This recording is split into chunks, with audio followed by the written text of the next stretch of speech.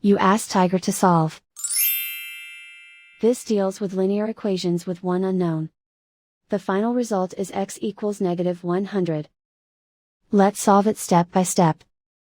Group all constants on the right side of the equation.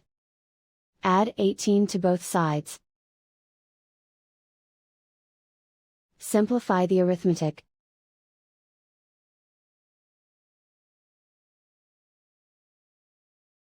Isolate the x. Multiply both sides by inverse fraction 5 over -1.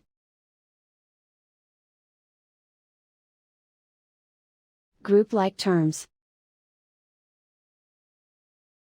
Multiply the coefficients. Simplify the arithmetic.